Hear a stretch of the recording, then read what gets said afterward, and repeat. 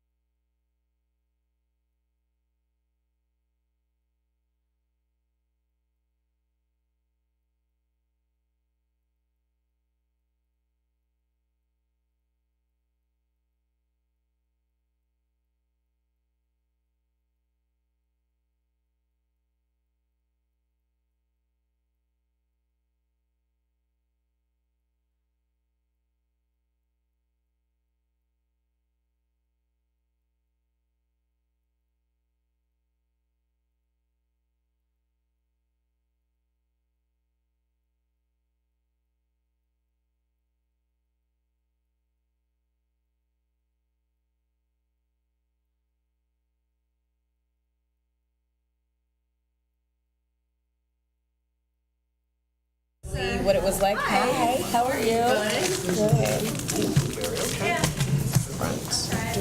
The bake sale went well. I heard. It was I good spent turnout. $5 there. Oh, thank you, right? Almost gave it to the Clover people, and then my friend said, well, do you want to get it from Clover? I said, no, I'm getting it from you. I said, there's two separate ones. I said, boy, you guys are being They're territorial. learning from each other. Did you bring your husband a cookie?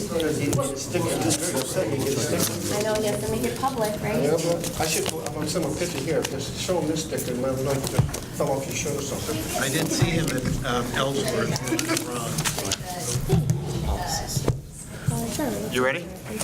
It is 6:30.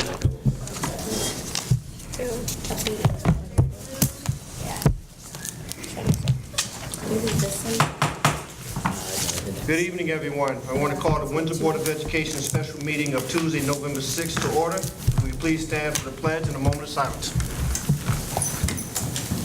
I pledge allegiance to the flag of the United States of America and to the republic for which it stands, one nation, under God, indivisible, with liberty and justice for all.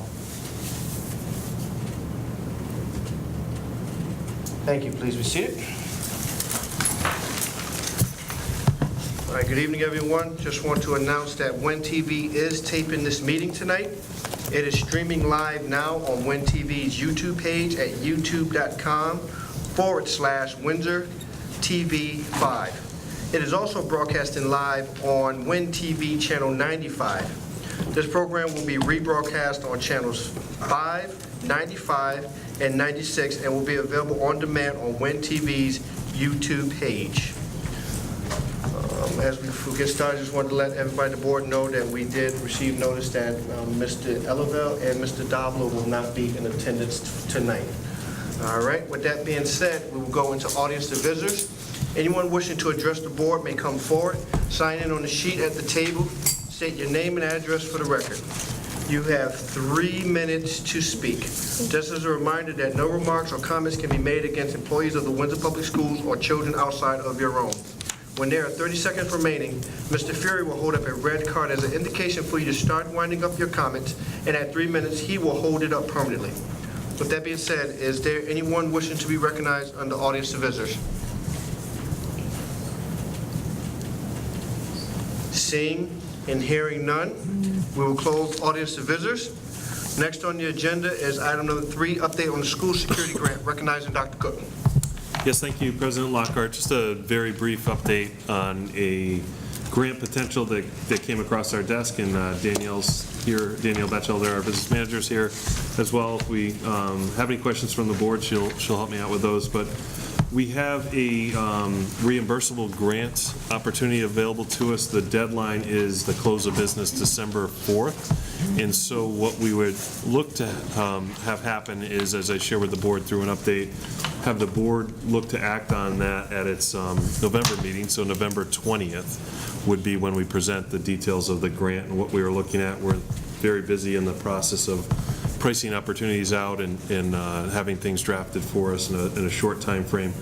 But to give you an idea of what we're looking at some safety procedures over at the high school in terms of the main entrance, additional cameras potentially, and then also barriers to place in front of the school buildings to solidify those entrances, not in a manner that keeps people from being able to walk up to the schools, but more of a barrier from any vehicle that may be, coming close to the schools. And so those are the areas we're looking into. As I shared, it's a very tight time frame. It's a reimbursable grant, and so we've had some conversation with the town council. We had some conversation with the town manager who shared our conversations with the town council, I know, and we would look for, because we're still early on and about the middle of our budget year, would be to potentially have the council fund the board's portion of that grant and then receive the reimbursement directly.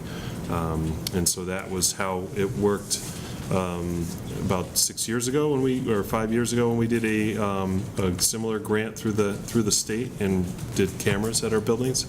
And so we've had some reviews lately and been told we're farther ahead than many districts, but there's always some work to do, and we want to take advantage of the opportunity.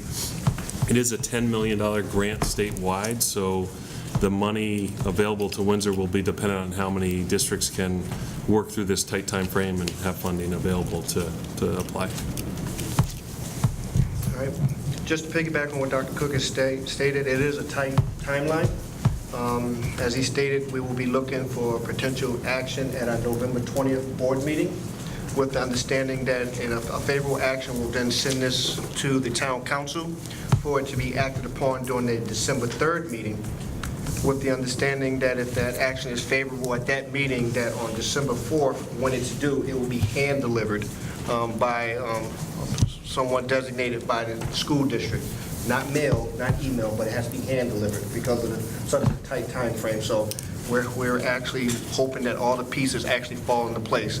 So I will do my best with Dr. Cook to make sure we get as much information to you as possible for the meeting on the 20th, so that there's no hiccups along the way and that we can actually take care of that piece of business at that meeting. Any questions about the security grant? Hearing none. Dr. Cook, thank you very much. Item 4, Office of Family and Community Partnerships update, recognizing Dr. Cook. Yes, thank you. So as Cindy DeShays comes forward, just to share a little background, at least twice a year since the office has been in place, and our Office of Family and Community Partnership is funded through the Hartford Foundation for Public Giving as a reminder for board members. But at least twice a year, we brought forward a presentation and shared information about the work of the office, major efforts, how the grant proposal is going, and not to steal any of Cindy's thunder, but she worked very closely with the Hartford Foundation for Public Giving just today, and we hosted a welcoming university, which was attended by I believe, about 150 greeters, security, clerical staff, administrative staff from 7 districts in the Hartford area. We had very good attendance from our own Windsor staff, and had several presentations from Windsor staff. Allison Beccarelli, Kelvin Kearse, Cindy DeShays, and Betsy had presented. So it was really a great event at Sage Park today, and I know they were very appreciative of us hosting as a really good central location and host, and we fed people, and it was really a good morning over at Sage Park. And as you know, Cindy is the interim director, and she was really in a lot of ways the first director when she started and wrote the grant, and so this is something near and dear to her heart, and so we're really appreciative that she's come back to be the interim director and has really got the office headed in the right direction and keeping things moving. So appreciate Cindy being here tonight. Thank you. As I've told Dr. Cook, this is probably the only work that would drag me out of my retirement and back, because I'm pretty passionate about this. So I know that Mr. Sills was here in May and did an update, and I reviewed the presentation that he made this evening. So I'm going to depart a little bit from reporting to you on some of the things that you have heard about repeatedly, although I will say, Ms. Taylor, that you were not a board member at the time, so anytime you want to come in and sit down with me, I'd be happy to kind of give you some of the backstory. Sure. But I want to take a little bit different direction this evening. Before I begin, though, I just want to honor the fact that my partner in crime, Betsy Lepak, is not with me this morning, or this evening, only because I would not let her go, because her daughter is being married on Saturday. And she and I were at Sage Park at 7 o'clock this morning, welcoming University. So I told her that I would muddle through, but I want to preface my remarks by saying none of the work that I'm about to talk about is my work. It is truly a team effort in our office. So kudos to Mrs. Lepak. So in terms of an agenda, I want to talk very briefly. I'm going to give you the kind of Cliff Notes version of the ongoing initiatives, things that you've heard about before, initiatives that we started when we started the grant a couple of years ago. Give you a little of information about some new things that are happening and partnerships that we've developed, and then give you a sneak peek at some work that we have on our to-do list and things that we are proposing to the foundation in the grant proposal that we are about to submit to them, which would become our calendar year 2019 grant, because the foundation runs on a calendar year, whereas we run on a fiscal school year. So our mission, the Office of Family and Community Partnership, all the work we do is about improving student achievement and outcomes. And I use the word outcomes because not everything is about achievement. It's not all about scores. It's not all about data. Sometimes it's about outcomes. It's about where our students are able to go when they graduate from high school, how successful they are, how socially and emotionally prepared they are to face the world. So it's not just about achievement, but also about the kinds of outcomes that we want our students to leave school with. And we do that by establishing collaborative partnerships between schools, families, and members of the Windsor community. And that's individual citizen members and businesses and civic organizations and any other community member that we can partner with. Our mantra in our office, if we say it once, we say it a million times a month. What is the link to learning? How is it linked to learning? Because periodically we'll hear, well, it doesn't always have to be about learning. Sometimes it's just about fun. So I am a person who believes, and my children will attest to this, that I can make a learning opportunity out of anything. I used to tell parents at Walcott, you can set the table and make that a learning opportunity. I have a daughter I can remember saying, Mommy, do we have to play the color game on the drive to Geisler's? Like, we live 4 blocks away. So I don't believe that you can not create a link to learning in regardless of what you're doing. So we're always looking at, that's a really fun activity, that's great, I bet what's the link to learning? How direct or indirect a through line can you draw? So in terms of our ongoing initiatives, these are things that were funded and have continued to be funded through our foundation grant. Student-led conferences. I do not have new data to present to you on student-led conferences from whatever Mr. Sills presented at the end of last year, in that we've not conducted any since he was here. But we are still conducting them in grades 3 to 8. They began in grades 3 to 5. We moved them into the middle school, and now the next step will be to look at what kind of a model can we put in place at the high school. It's a little trickier at the high school just because of the way high school conferences are done. But we are continuing, and will continue this year, to conduct student-led conferences in grades 3 to 8. We will also start to look at the feasibility of beginning to move them down into grades 2, 3, and 1, because it's being done. Partner meetings. Partner meetings are being conducted grades pre-K to grade 8. The elementary partner meetings are taking place now. Oliver Ellsworth and Pequannock had their partner meeting last Friday. Pequannock's going to have another one in 2 weeks. And this coming Thursday, John F. Kennedy is going to do their partner meetings. Those are meetings where we invite parents to come in, and we try to provide them with some sort of a strategy that they can use at home to help their students improve either a specific skill or skills that the class in general needs some reinforcement with. Last Friday, we challenged Jim's Pizza because we had 2 schools run partner meetings on the same night, and we provide, the Office of Family and Community Partnership makes arrangements for childcare and for food. And when you call Jim's and tell them that you need a combined total of 35 sheet pizzas, all to be delivered within one 15-minute period, it was and good night, but they had great turnout at both meetings. So partner meetings go on. Home visits. We are conducting home visits. Teachers, it's a voluntary activity on the part of teachers. It's voluntary on the part of families. We can talk at another time in more detail about the model itself, but I just read 90 home teacher surveys. So this is where I am going to depart a little bit from my promise not to drone on, because I just read home visit surveys, some of which were done in the home. But here's an interesting list. These are other places that home visits were done. I read one that was done at Wilson Pizza. I read a couple done at the Windsor Public Library. I read one at Northwest Park. Many done at Dunkin' Donuts. Moe's Grill. I thought that was an interesting one. My favorite was the Trolley Museum. I don't know exactly why the home visit was done at the Trolley Museum, but it was. So we asked the, and out of all of the 90 that I read, I found a lot of references to mom wants to volunteer.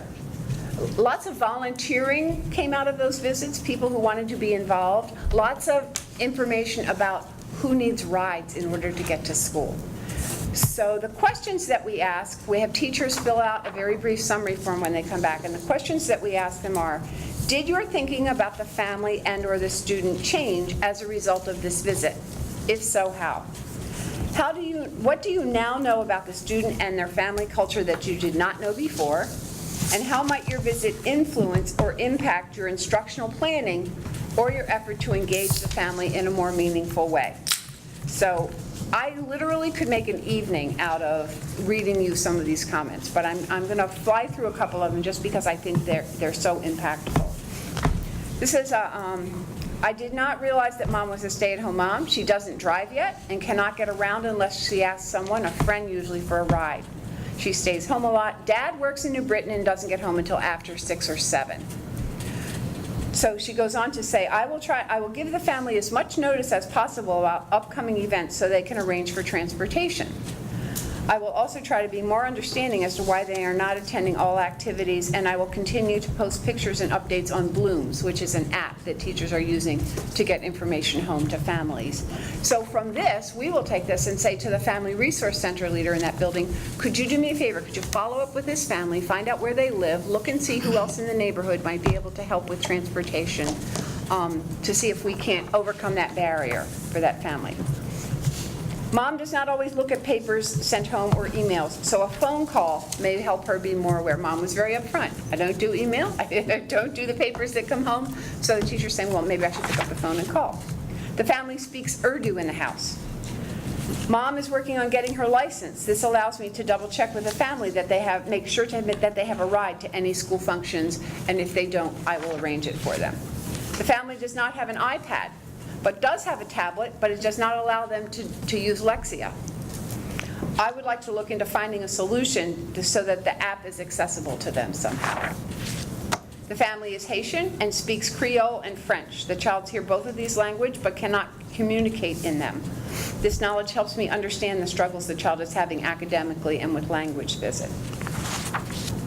Mom works long hours and needs advance notice for everything. She is willing and wants to participate, but her long commute to and from work interferes with her ability to do so. This gave me clarification about why they had not attended open house or the Chill and Grill. So now the teacher has a different perspective because she understands the backstory. Onika, who is the older sister, is the primary caregiver. Mom is in Jamaica and Dad is currently living in Florida. I knew the student moved recently from Jamaica. He told me Dad was permanently in Florida. I assumed that he and Dad and the sister had all moved here together. So now this teacher understands that there's a completely different structure in the household and a different family. This is an older sister. She's willing to do all she can. I will be in frequent contact with her and keep an eye on all of his grades and communicate with her.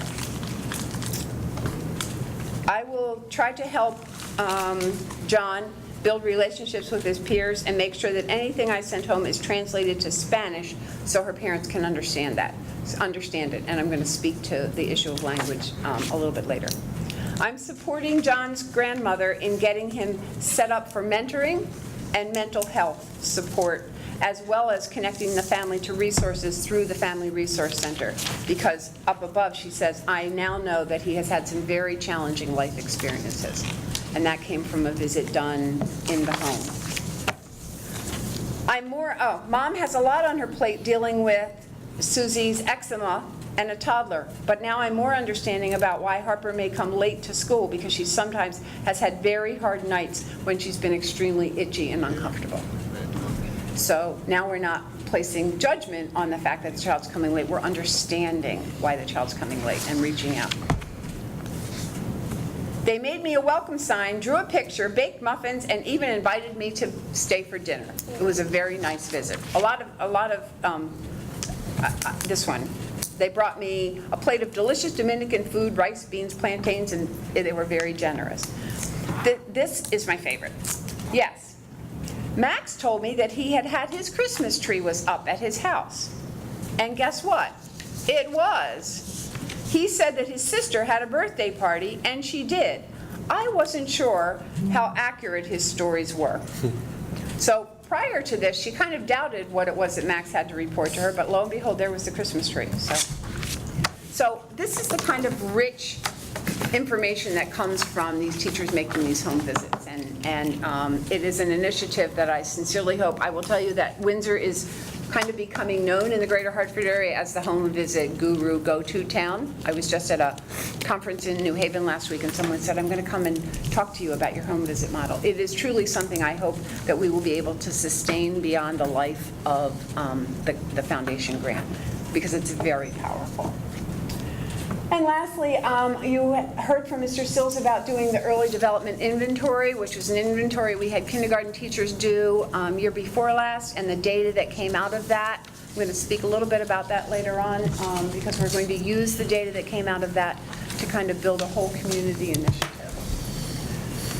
So out of our office, we are also oversee the Family Resource Centers. We now have a Family Resource Center in every one of our elementary schools, but also one at Sage Park, which opened last year. Under the auspices, or under the umbrella of the Family Resource Center, we continue to run the Treehouse Before and After School Child Care Program.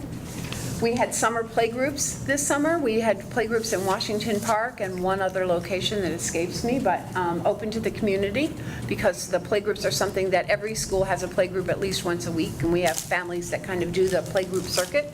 And this summer we ran them in the parks. We continue to oversee. Family Resource Centers are responsible for the Weekend Wheels programs. We work in partnership with social services. At the end of last year, there were 125 LL Bean four-wheeled backpacks that went home on Fridays to families who qualify based on need, either because they qualify for free and reduced lunch or because they are food bank qualified through social services. Either one of those circumstances allows us to do that. When I checked last, I think we were up in the 60s. It builds across the course of a year, but those weekend wheels are packed at the FRCs.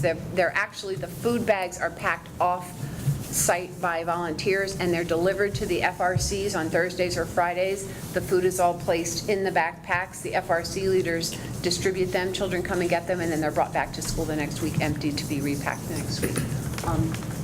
That's a great partnership that we have with Social Services and the Windsor Food and Fuel Bank.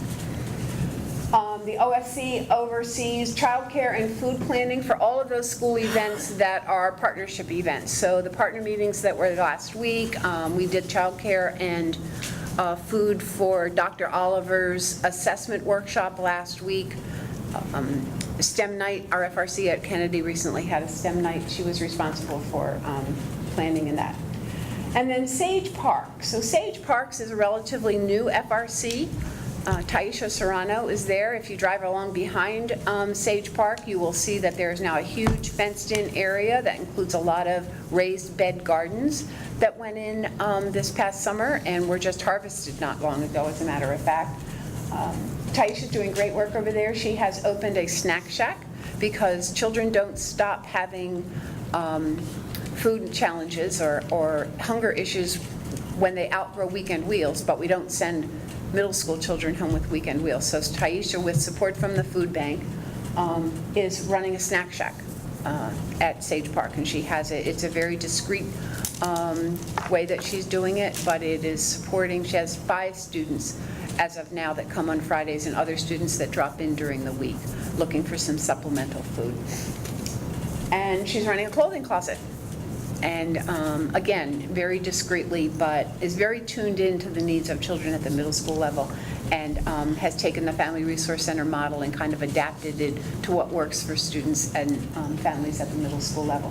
She's running a playgroup there, wherein she has invited families, just as our other playgroups, with young children to come in, and then she's bringing Sage Park students in during their lunch hour to interface with the young children and those children that are interested in working with little kids. So adapting what happens in the FRC to meet the needs of the middle school model. We are continuing to partner with Ascend Mentoring in the center of town. We used to try to operate all of that within the school, and managing the mentors and doing all of the work that takes coordinating that program was getting to be a bit to manage. So we are partnering with Ascend Mentoring, and they do the recruiting of mentors, the training of mentors, and that program has just started recently for the school year. As you know, last year, or perhaps the year before, Dr. Cook, I'm not sure, the operation, the day-to-day operation of the registration office is now, works, we live side by each, we're neighbors with a door, a connecting door between us. And so we work in partnership with Danielle and the business office around things like state reporting and data collection, et cetera. But the overall day-to-day operation of the registration office, because it is a single point of entry for families coming into Windsor to register their children.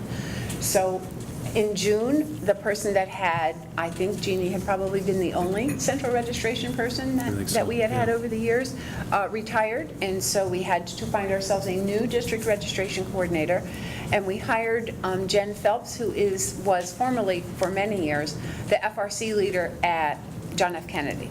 She's doing a terrific job, and the thing that we're really appreciating about Jen is that her prior experience as an FRC leader and her living in town and being familiar and working for so many years to connect families to resources makes her the perfect person to be in our central registration office, because she already understands how to connect people to resources. She came to me one day this summer and said, I wonder if you could watch the office for a minute. I have a granddad in here who's registering his grandchildren. I want to take him down to social services and introduce him to Debbie Sheldon. So she knows just instinctively how to make those connections, and it's working very nicely.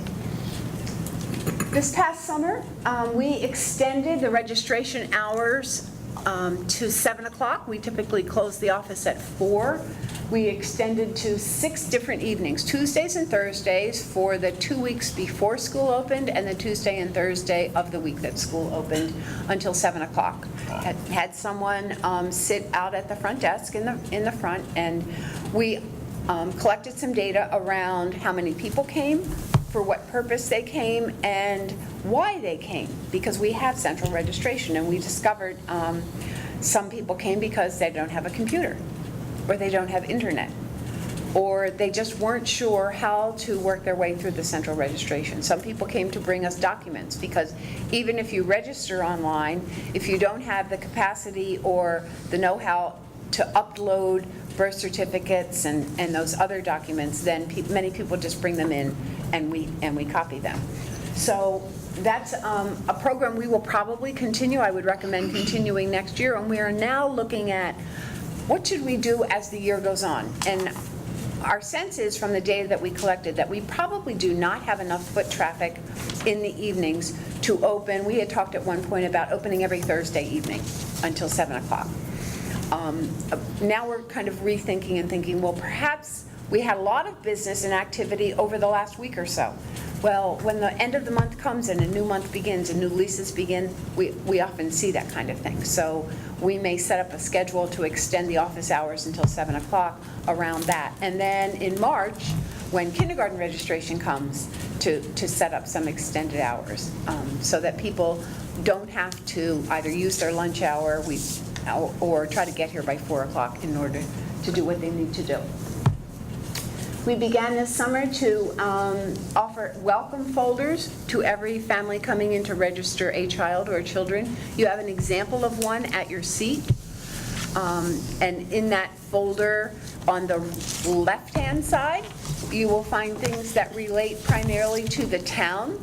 So we want to give you, we're working in cooperation with the library and the town hall around what information might be of interest to families moving newly to Windsor and or having their children return. We had Grandma come in last week. Dr. Cook will be happy to hear, to register her child who has been attending a magnet school, and now she wants to come to one of the public schools. So the left-hand side of the folder is designed to give people information about the town, about the library, about social services, about the Weekend Wheels program. And the right-hand side of the folder begins, I think, with a welcome letter from the superintendent, and then behind that, things like the school calendar, the brochure for the Windsor Public School District as a whole, and then the brochure that is specific. We tried to give you the brochure that was specific to the school for which you are the board liaison. So, and Mr. Lockhart won the high school, but that's where his child goes to school. So welcome folders, and then if a family comes in and they have a child at Sage Park and one at Kennedy and one at Ellsworth, then they get one folder that has all three brochures in it. So we try to customize it. And if they're coming from, sometimes they're just, as I say, returning from a magnet school, but sometimes they're coming from Texas. And so then we try to give them some other extra information about, we give them, there's a lot to do in Windsor, the book that talks, and we talk to them about WinCal. Go on WinCal and you can see everything that's going to happen for the next week is going to be listed there. And then the other function that the central office played this summer was in giving parents their parent portal support. So those of you who have children in the school system know that there was homework to be done by parents this summer in terms of going in to their Power School accounts for their children and updating contact information. And we found that some parents had difficulty understanding how to do that, and came in and or didn't have the technology at home that they needed in order to do it. And honestly, it's very hard to do on a smartphone because it's a lot of dense reading on a screen. So we did set up 2 sessions at the library where people could come in evening hours and get help. They were not very well attended, but it was a very last-minute decision. So I think this year when the letters go out from the central office, it will include a listing, and the Office of Family and Community Partnership will be a part of that, include a listing of workshops that will run in the public library or in our schools over the summer to help parents with their parent portal homework. We just began a new partnership with Talcott Resolution. For those of you who don't know, because I did not, Talcott Resolution is a kind of a break-off from the Hartford. It's an insurance company that deals in, I can't remember, annuities and such thing. They are actually on the campus of the Hartford out at the end of Day Hill Road. in one of the Hartford building offices. It's being renovated, and we've received an email from them saying, we would really like, we had a partnership in Hartford, and when we were at the Hartford and we were located there, we would like to partner with the Windsor Public Schools. So we went out and met with their Community Engagement Committee, and they have adopted 2 groups this summer, or this school year. One is the Windsor Public Schools, and the other is Food Share, and they're right down the street from Food Share. So they were very interested to find out, how can we volunteer? They have a volunteer program for their employees where they're expected and allowed to do, I don't remember what the number of hours is every year, of some sort of community service. So we spoke with them about opportunities that we have.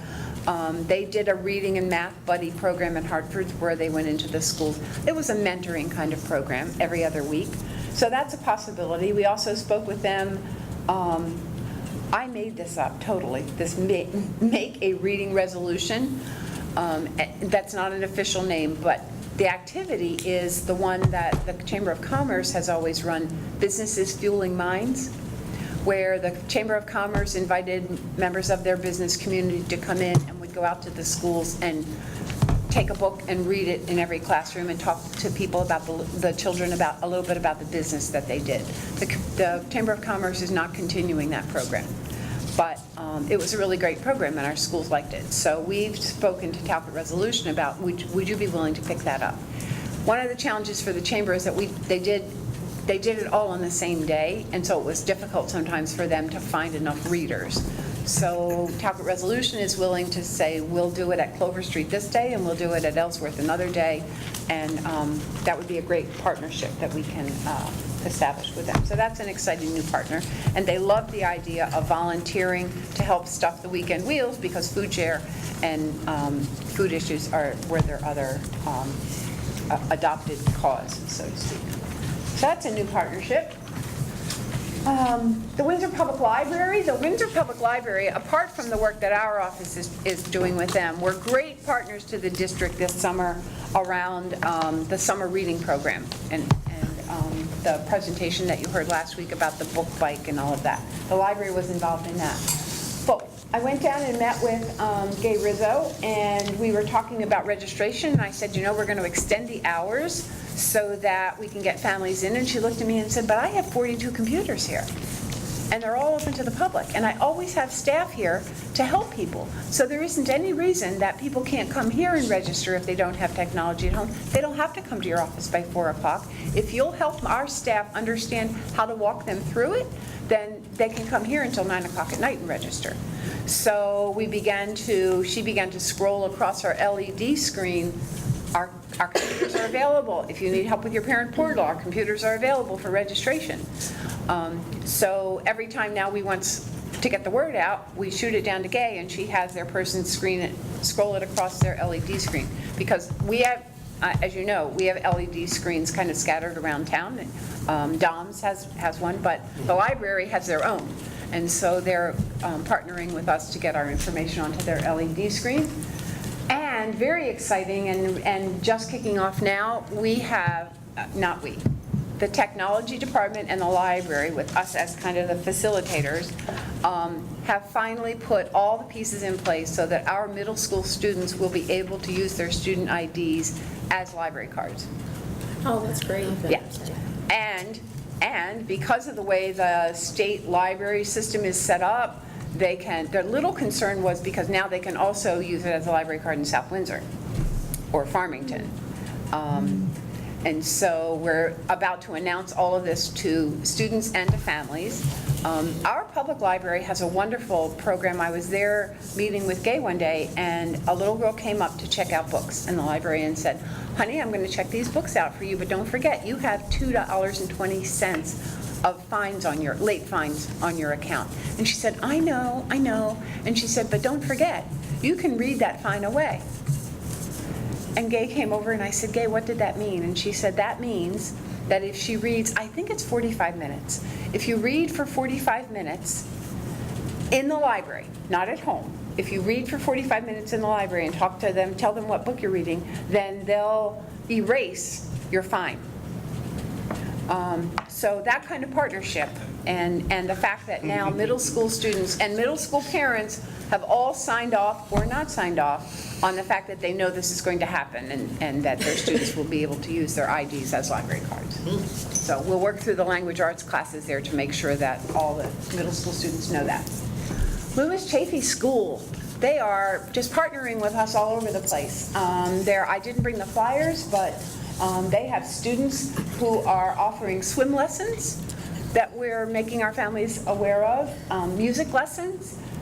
They send tutors and mentors. Tutors, I believe, are going to Kennedy, and the mentors, there are some mentors going to Sage Park, not in a traditional adult-student mentor, but more a student-peer kind of mentoring program, and they have been essential in helping Taisha at the middle school and the FRC to start their gardens. Their art classes developed bags for the produce, so designed them. They chose, their freshmen all have a community service day that they have to do last month, and they chose sending readers to our elementary school. So I think they had a group of Loomis students who went to Pequannock School to read in classrooms there. So becoming very active partners with us. So looking ahead, these are some of the things that are on the to-do list, and I will tell you that some of them are already in motion and some of them are literally on the to-do list. But these are things that we're looking to do across the course of this year, and with the grant that we are hopeful the foundation will be giving us for the 2019 year. Welcoming schools. I don't know if any of you remember that, 5 or 6 years ago, we had a gentleman come and do a welcoming school assessment of each of our schools. He came to a board meeting and gave a report on every school. A welcoming school assessment is a way of gauging how inviting your school is for families, for community members, for whoever. And the welcoming school protocol that we will be using looks at 4 different domains. One of them is just the physical environment. How welcoming is your school physically? The challenge, of course, now is creating a welcoming environment that is safe and secure. So looking at your physical environment, looking at your written documents. How reader-friendly are they? Are they not filled with all sorts of educational jargon? Do they share all of the important information with your family? So written documents is another one. Are your procedures and your practices and your protocols welcoming to people? Do they not create barriers? The things that people have to do either in order to get into your building physically or to participate in your building. And then the 4th domain, it's there. Oh, is your staff welcoming? Do you have welcoming staff? So to that end, as Dr. Cook spoke to a minute ago, we hosted for the second time, we had one in June as well. The foundation offers all of the districts, the 7 districts that are participating in their engagement grants, to invite their staff, and they chose today because the schools would be closed. So we invite those people that we refer to as our directors of first impression. So those are typically office staff. We had 32 Windsor people, everyone from central office staff to people that work in our buildings at the front desk, in the background, upstairs, but everybody picks up the phone. So everyone, and we ran sessions to talk about how can we be welcoming. Kelvin Kears presented a workshop on how can you be safe and secure and still be welcoming. Because the 2 things don't have to be, polar opposites. So the welcoming school staff. So we will be redoing the welcoming schools walkthrough across the course of the next year. It will be a team of people, rather than having an outside consultant come in and do it. We will actually use the new protocol, and we will create teams of people that will include people from the school, parents, and some outside community members to kind of run through this protocol. Because in the time since we last did them, almost all of our buildings have new leaders. Many of them have undergone structural changes in terms of where you get into the building, how you get into the building. So the snapshot that we took 5 years ago doesn't necessarily apply today. So we will redo those so that we can make sure that we continue to be welcoming. That's on the to-do list.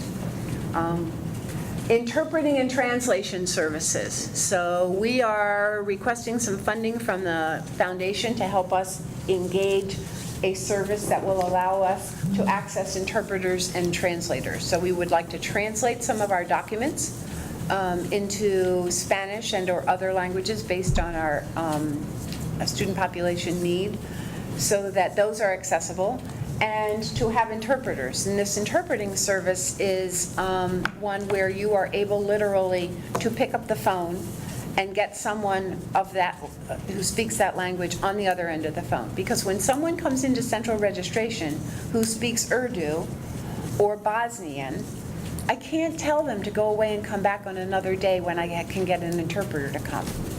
I have to be able to pick up the phone and have someone interpret right there. So many of our families bring someone with them, and if they come and it's Spanish that we need help with, then I have Betsy Lepak and I have Mayela, the adult ed director across the hall. But if it's Bosnian or Urdu or Arabic, then I can't be of any help to them. So we have 86 students currently in our ELL programs from pre-K to grade 12. No, that's kindergarten to 12, because we don't provide ELL services to our preschool. If I added preschool in there, I would have many more students, because, as you know, our preschool program, we tried to give extra consideration to children who are dual language learners. So we have a significant number of children in our pre-K program who are learning English as a second language, and for whom English is not the primary language spoken at home. So in those 18 languages, the most highly represented is Spanish, but we have a lot of other languages that are single. We have one child in the district that speaks that language. And so we need to be able to access someone who can help us interpret and or translate our documents. We want to look at how can we communicate more effectively. We are having more and more difficulty, and we're not alone in this, actually getting people to come to school or to figuring out how to communicate with them more effectively. So one of the things that we're looking at is the district website and the app.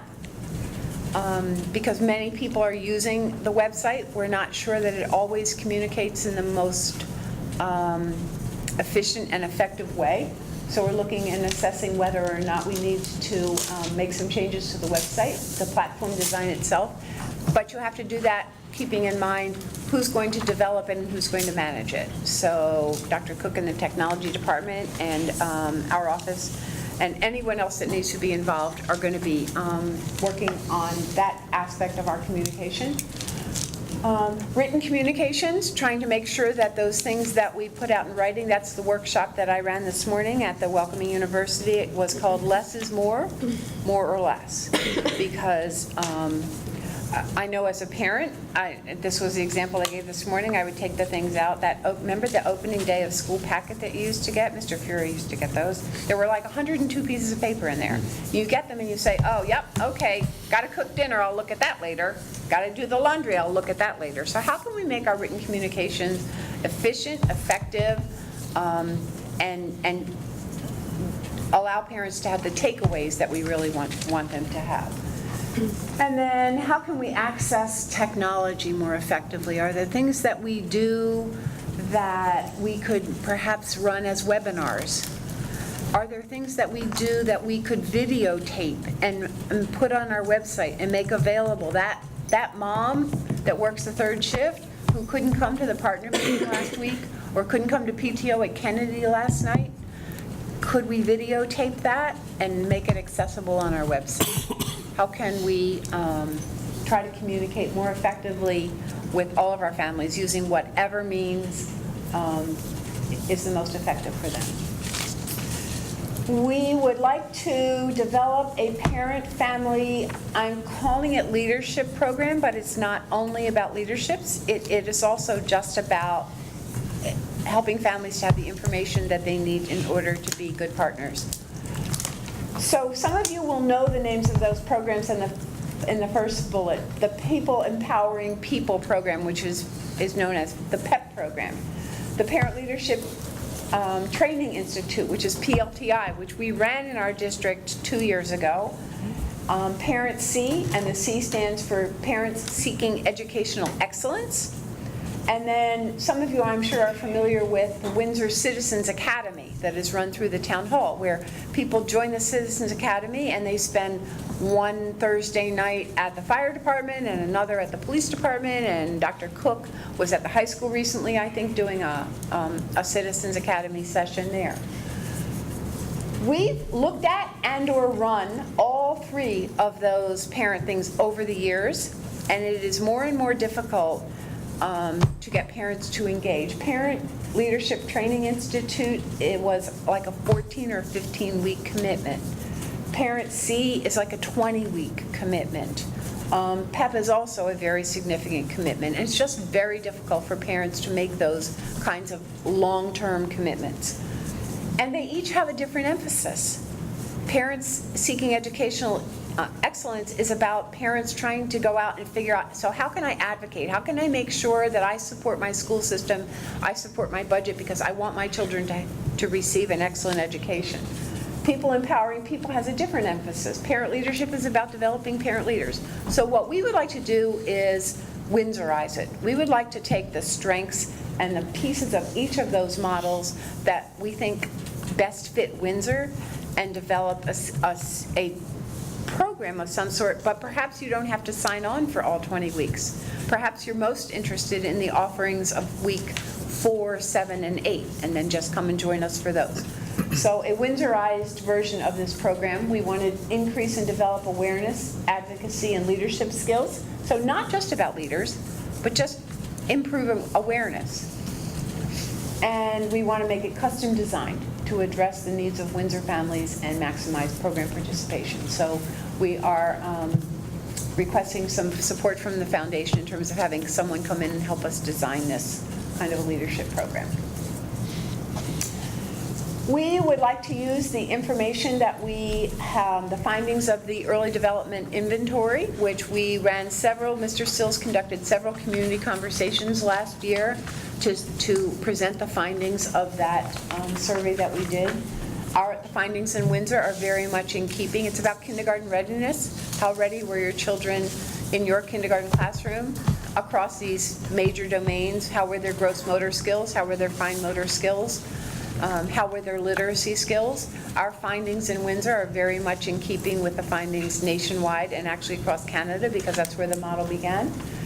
And the highest area of need was in their social and emotional readiness for kindergarten. So we would like to take the findings of that and other surveys and data sets that we have, and rather than try to build an early childhood initiative out of this, because it needs to be a broader conversation, we need to engage the entire community around the needs of Windsor children and not narrow people's focus. Not that early childhood, you know me, not that early childhood isn't critical to children and family success, but we don't, my feeling is that when you say we're going to have an early childhood council, that we narrow people's thinking, and they think, I don't have young children, or so it doesn't really apply to me. So we want to create, again, a name that I've just made up until a group decides what it wants to call itself, a collaborative for Windsor's children and families. It's a bigger message. It speaks to the health of the community. Some of you may or may not remember years ago we had, under Leon Churchill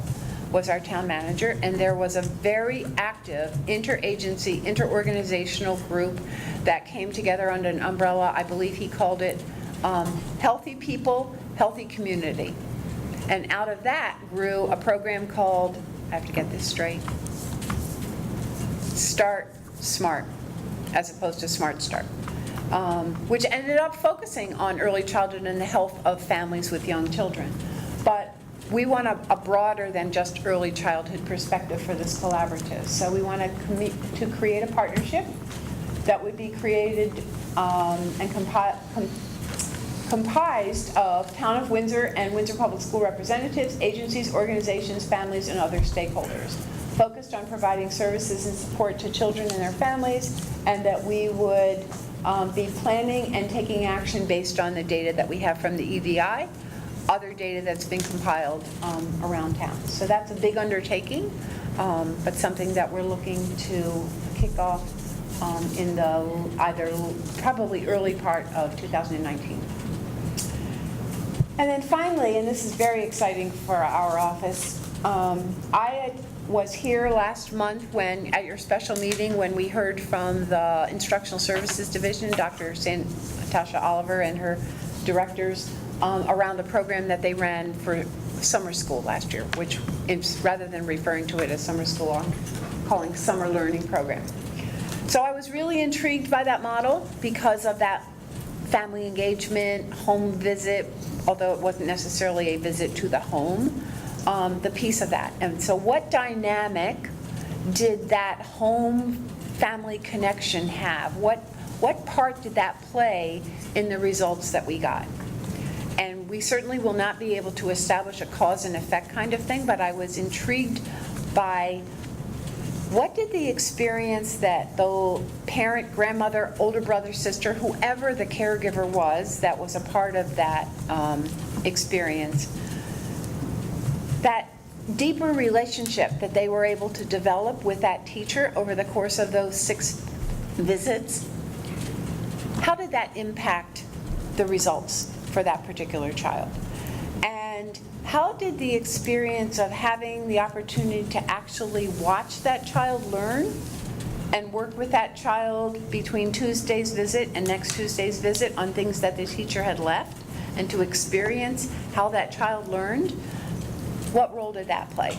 So right now, we have asked someone to do a study for us.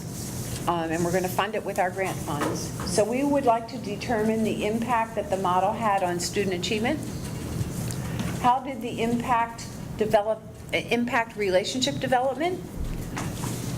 How did it impact the perception of families, students, and staff? And families' knowledge and skills. So those are the 4 big things that we're going to try to look at. And we're going to do it by conducting surveys of the teachers that taught, as well as the teachers that have received those children this fall. Doing interviews with families, surveying families, doing interviews. The interviews, all of these things would take place across both the families and staff. We'll do focus groups, we'll do some interviews, and the person that is working with us will submit a written report of findings and recommendations to us. So this is only going to be about the work that we did this past summer, and as you recall, it was done with 60 students, so it's a small sampling. And as I say, we will not be able to develop a cause and effect kind of thing, but it will give us a lot of information about how the model impacted student achievement. So that's what we're going to do in terms of looking at last year's summer program. This is what we want to do looking at to the coming year. So Dr. Oliver and Bonnie and Noha spoke about how they would like to increase participation. That of the many families that they invited, and I want to say it was maybe of 120, they were very happy to have 60, but they would like to increase enrollment for the coming summer. So how might we do that? So we might make a personal outreach to families. So in our foundation grant, we're going to ask for some funding to support the family engagement piece of this model. Not the academic instruction, not the cost of the books, or the teacher time that's actually involved in instruction, but the family engagement component, and how can we make it richer if we have some additional resources. So one is to create a personal outreach to the families about the opportunity. So, hi, Mrs. Smith, we have a wonderful opportunity for Johnny. We would like you to come to Oliver Ellsworth. Next week, we're going to have a meeting. We want to talk to you about some work that we would like to do with Johnny this summer with you and your family. So a more personal approach than we typically take for those families. So hopefully that personalized outreach will lead to increased participation on the parts of families. And I know Dr. Oliver is very sensitive to the fact that we have to start all of this much earlier in the year. The model was very late last year being developed, and so families already had vacation plans and things in place. And you'll recall we asked them to commit to 5 out of the 6 weeks. And I continue to marvel about the fact that only 1 of the 60 families didn't live up to that commitment. 59 of the families made at least 5 of the 6 visits, if not all 6. So hopefully we can get more kids and families to participate. We will offer professional development to the teachers around family engagement and home visit strategies, because this home visit situation is a little bit different than the home visit I just talked to you about earlier, which was about relationship development. This is a home visit where I'm going to be in your home or at Dunkin' Donuts, or probably not the Trolley Museum, for a more extended period of time. So we will give teachers a little bit more professional development about, A, what that home visit situation might look like, and secondly, what strategies can you use to kind of create activities or work with the families so that they'll get more actively engaged in helping that child on the days that you're not there. We would like them to do one pre-summer home visit, just about relationship building. So not including academic instruction, and these could happen in May, in advance of summer. Just a hi, because it may not be the classroom teacher that they currently have. It may not be the receiving teacher. It's going to be the summer learning teacher. So just a visit that has nothing to do, when we train people to do home visits, we insist that this is a paperless visit. You do not go with paper. You do not go with your classroom rules. You do not go with your list of school supplies. You go with no paper. And so that would be that kind of a visit. We're going to be working together this summer. Tell me about your child. What are your hopes and dreams? What does he seem to be struggling with, he or she, this school year? How can I help? And then, I remember them saying last week when they surveyed the families, or some of the feedback that they got from families was, we would really wish that teachers could come more often. But we also heard, I wish they could have stayed for longer. Because if the child was receiving only literacy or math instruction, then the visit, I remember them saying, we originally thought 15 minutes. That's, remember, the cost overrun, the cost ran higher than their estimate because they understood that they needed to extend the time. And if the child was getting literacy and math instruction, then it extended it even further. So we would like to assume, under the family engagement piece of this program, responsibility for setting some time aside, which would now lengthen the time of the visit. And that set-aside time would be designated for the teacher to have conversation with whoever the caregiver is, grandmother, older sister, mother, mom, whoever, specific to what went on that day. So it could be for purposes of having the child demonstrate, show mom how you just did that math problem, so she can help you tomorrow. So a little bit more direct interface with the caregiver around that visit, just kind of a richer family engagement piece. So by adding an additional financial resource, we can lengthen the time of that visit.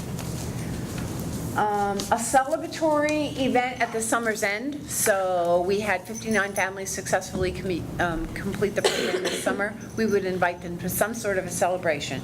They would come with their extended families. We would have the summer learning teachers, as well as perhaps the receiving teachers would come and hear a little bit more about what went on during the summer for children that are entering their classroom.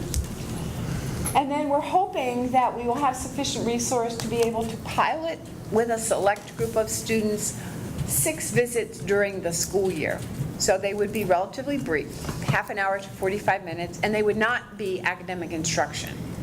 They would be more like mini parent conferences, and we would choose those children that, for whatever reason, instructional services and the data tells us would really benefit from having some sort of ongoing visits during the school year, so that parents are kept abreast. It could literally be like a mini parent conference. So we're really hopeful. The foundation is looking very favorably upon, they're very interested in the whole summer learning model that was implemented this past year because of the family engagement piece. So they're helping us fund the study that I referenced about what went on last summer, and we're very hopeful that they will provide us with the resources to do an even better job next summer in terms of the family engagement. So that's it. That's what we're doing, what we hope to do moving forward, and I would be happy to answer any questions. All right. Thank you for the presentation. Oh, let me just before I forget, underneath your folders, you have a literally hot off the press document that was just unveiled by the State Department at a family engagement conference week before last. This is the work of a large group of people around the state because they felt that they needed to come up with a definition and a framework for family engagement. So if after you've had an opportunity to look through it, you have any questions, please be in touch. I will tell you that somewhere here, the people that participated in this, that there is a gentleman by the name of Richard or Russell Sims listed somewhere. It was Mr. Sills. Name was Russell. changed. Yes, it was Russell. He was on the, yes, Russell Sims, Family Engagement Coordinator for the Windsor Public Schools. But it was Mr. Sills. So I did that.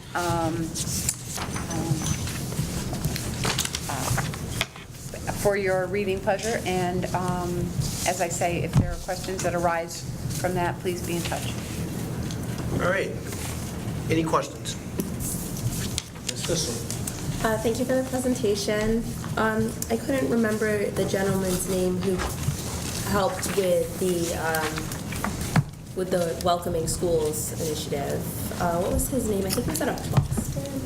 Ron Meir. Ron? Yeah, he was great, yeah. Yeah, I remember that. I appreciate you building a tool or protocol to be able to bring new groups into the schools, to be able to follow up on that work. So I'm just going to kind of go through your slides of it. I just took a few notes back to that. So I was really happy to hear that the schools are partnering through your office or with the Windsor Public Library. I wish Ms. Rizzo Holmes was still here on the Board of Education because that was something that she definitely was seeking, strengthening that relationship, so I'm glad to hear that. So thanks for your work with that. The other, I'm curious, are you going to be partnering with an already established group to tailor that parent-family leadership program? I do program development, and I can understand it's a major undertaking, especially if you're pulling from other models. It is. I have someone in mind. I don't want to tell you who that is because I haven't spoken to that person yet. Okay. But it is someone who helped to develop the Parent C model and oversees the Parent C model and knows both PLTI and PEP very well. And knows the Windsor community. She's not a Windsor resident, but she knows the Windsor community because she's worked with us in the past. So, yeah, it is a major undertaking, but so I have to have someone. I don't know all of those models equally. I know PLTI because of the year that we ran it when you participated. Yes. I don't know the other models as well, so we need some help with that. Okay, thank you. Okay, the other thought I had was around the survey that you're going to do, and I'm curious if you could link that to the school climate survey or how you're going to kind of align those, because you're asking questions that are absolutely related to school climate, but I understand you're looking at a specific cohort or group of students, so I'm just curious if you could look at maybe how your questions or how that work is going to align with school climate. With the school climate. Yeah, I'd really appreciate that. Okay, the other final, great choice with Jen Phelps. I've very much appreciated working with her at JFK, and I think she's a great asset and just a wonderful community member, so it's great to have her in the schools. And Yeah, she's been a great asset, and that's not to say that there wasn't good work taking place. She just brings a new understanding and the experience that she brings. It's been great. We have a family I laughed yesterday, I said to this grandma, if you come here one more time, I'm giving you your own parking place. She was in last week. She's been in at least 5 times since. She came in to find out how to register her 2 grandchildren who were coming with their mother and father to live with her from Venezuela. Children speak no English at all. Dad has some limited English. Mom doesn't really speak English. That grandma has been in like 5 times, and Jen has been wonderful every time. And they go out and they do what they need to do, and so they went to Hartford and they got the physical taken care of, and they came back yesterday, and Jen had to say to her, but they need a TB test. But Jen didn't say, go back to Hartford. Jen said, where did you go? They told her. She Googled the clinic.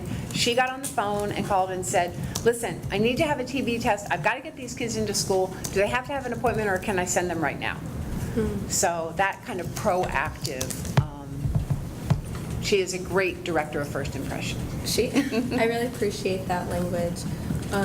So it was a great transition into my final thought and request is that it seems like we're moving in a direction of case management.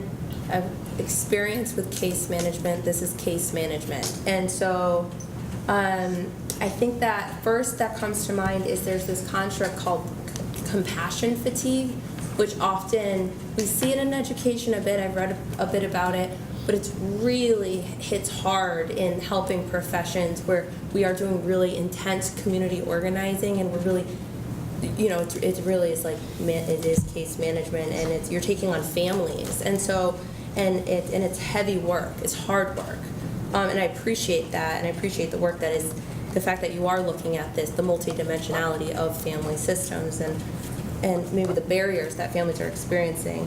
I would say that I would encourage you to really kind of look beyond educational models to see like how to first counteract compassion fatigue, but also, to see if it's even appropriate, I think, for our educators to take on an entire another profession in addition to their education, their work in education. So I'm not sure, I'm going to follow up with that probably because this is a bit of a concern to me. And so I'll just follow up with that, and I'd be interested to see what you find and how you're thinking about that. And so just to final that, I really appreciated when you read, I think that was a lot to hear when you were reading through the statements from teachers, but generally what I got was that I'm hearing like a shift maybe in worldview, a development of maybe some empathy, and greater understanding about kind of, again, the family and how the family construct or context can impact the child. So I appreciate that work that's being done. Thank you. That's it. You're welcome. You have questions, comments, concerns? Mr. Fury? First of all, a great presentation, and I'm always excited when I hear things about the Family Partnership Program, that we're going beyond just having, a school system that, I grew up with and others as well, that we're trying to really reach out to families and make those connections. You talked about student-led conferences, and I know those are going to continue.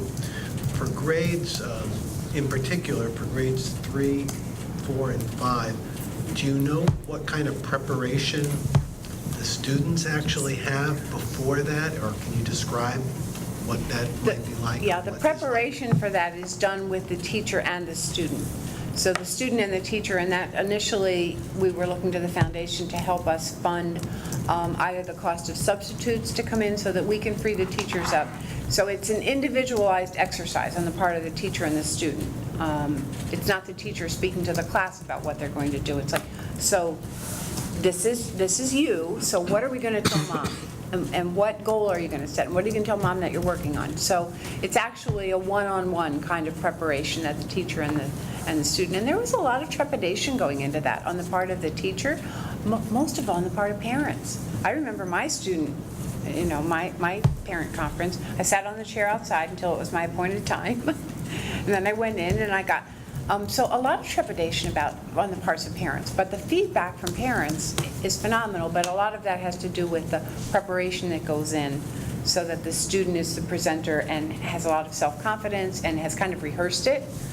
So it's a very individualized kind of preparation. It'll be interesting to see, since we have it now in 3 through 8, how students grow with that too. Yes. Of being more realizing really what they're really like in school and what their problems are. And, Right. But that sounds great. Setting their own goals, Yeah. and yes, and you're right. So as we started it, so the children that did it for the first time in grade 3 are in grade 5 now? 6? 6? There you go. Grade 6. So, yeah, it will be interesting. You talked about home visits now K through 12. Is adding the high school, is that new this year? Was that? We did. We opened it up. Russell opened it up and said, listen, if you are willing to be trained, and it's not a very heavy-duty training, if you're willing to be trained, and you want to go out and do some home visits. So we have trained a fair number of high school students. I will tell you that to now, I do not have a lot of home visit paperwork back. We had originally set October 31st because our funding for this round of home visits for us expires on December 31st because we're operating on a fiscal year. So we had set October 31st, and I just extended it last week and said, okay, go for it, till November. So we've extended it till November. So we'll see how many more come in, and we've received a lot in the last 10 days because October 31st was just last week. So we'll see what comes in from the high school. I've trained a number of people there, but I don't know how many visits have actually been done. It's difficult. When you're in third grade, teacher, you go and you try to visit all the families of the children in your third grade classroom. When you teach Spanish to 120 students a day, it gets to be a little bit more difficult logistically. So we'll see. We just felt it was an opportunity that we should extend to them. The other question I have is about Ascend mentoring, and what grades can take part in that? Is that middle school and high school? And how can you do self-referrals? Can parents self-refer? So Ascend Mentoring is now handling two kinds of mentoring programs. They were founded, and their original model was a community-based mentoring, and it was secondary level students. It's a program that was founded by Kevin Searles when he was chief of police, around his concern for children at the secondary level who needed to have better role models or to have mentors. So that is their community-based mentoring program, and our high school and middle school do make referrals to that program, but that does not involve our office.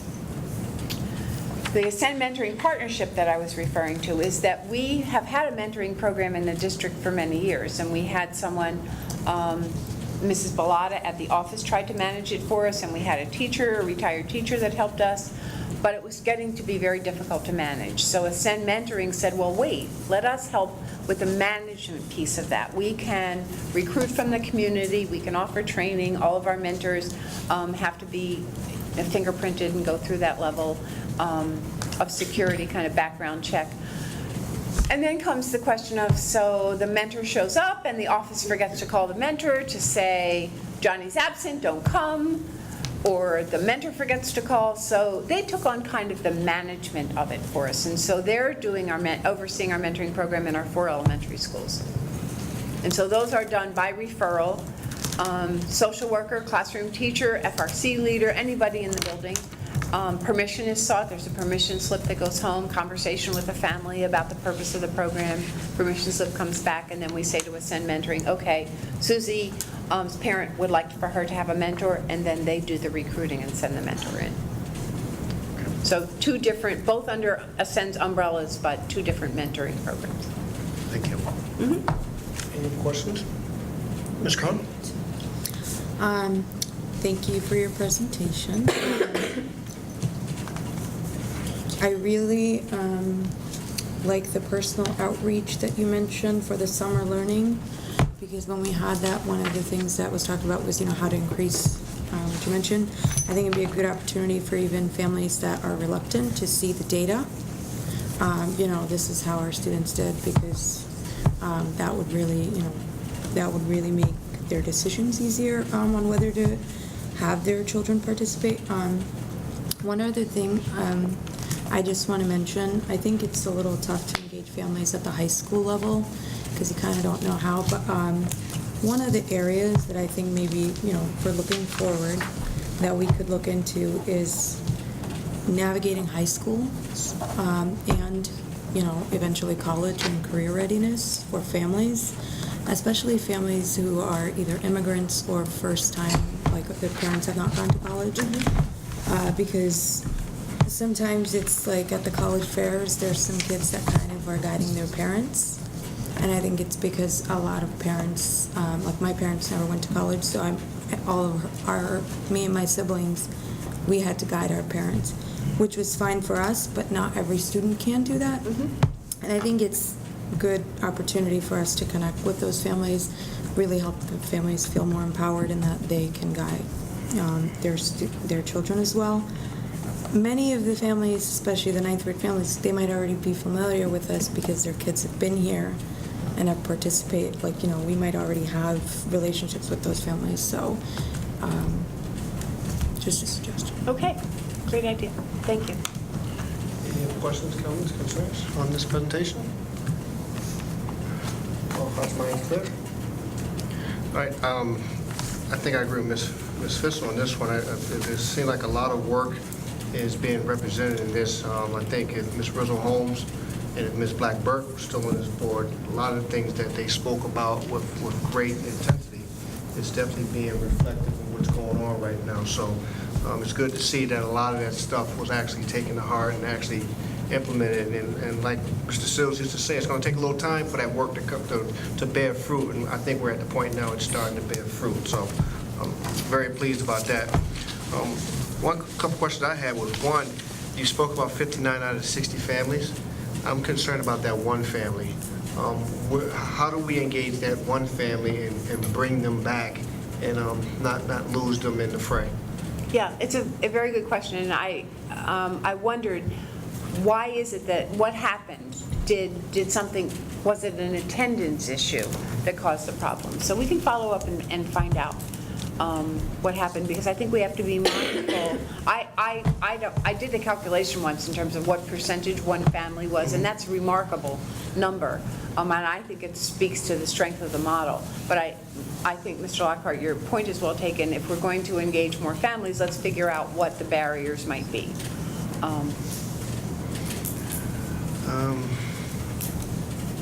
Actually, all my other questions crossed off were asked by others up here, so I won't ask them again, so thank you very much. You're very welcome. Next is discussion about 2019 K proposed resolutions. Ms. Fissel has to leave. So what I did not want to do was just to be a rushed conversation.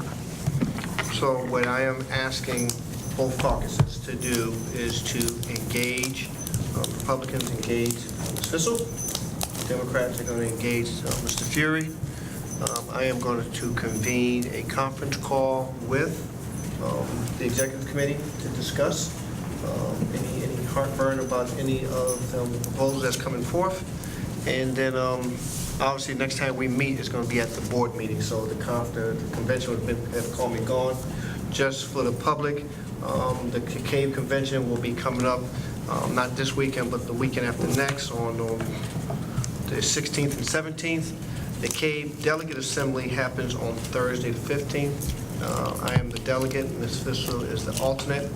On September 18th, I do believe the Government Relations Committee met at CAVE in Wethersfield to discuss all the proposals that was presented by CAVE as well as school districts across the state.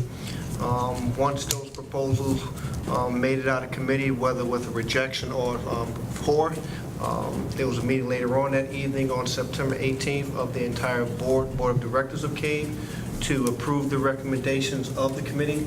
So all of the proposed resolutions that you actually see in the booklet actually came out of committee and was approved by the board of directors from CAVE. So it will be my responsibility as the delegate to voice the opinion of Windsor Board of Education at the Delegate Assembly. So I'm looking to hear any feedback on said resolutions, saying that I'm not going to rush this process. So I want to make sure you go through your particular person that I've stated. But if there's anything that I can answer right now that's quick, I'm open to do so without going into too much discussion. All right, seeing and hearing none. Okay. Go into announcements. Are you sticking around for announcements? No, I just want to say goodbye. Thank you. Okay. Not goodbye, see you later. That's so terminal. With that being said, I'll start to my right. Ms. Taylor, any announcements? No. All right. Ms. Khan? Nothing to. Mr. Alec? No announcements. I just want to thank everyone who came out to vote today. That's all. All right. Mr. Fury? Mr. Bosch? None at this time. And my mind is, and heart, it's clear as well. With that being said, I will entertain a motion to adjourn. Motion made by Mr. Fury, is there a second? A second. Second by Mr. Taylor. Motion made by Mr. Fury, second by Ms. Taylor to adjourn. Any discussion? Seeing and hearing none, all those in favor signify by saying aye. Aye. All opposed, same. Abstention? Motion carries 6-0-0. We are adjourned at 7:51. Have a good evening.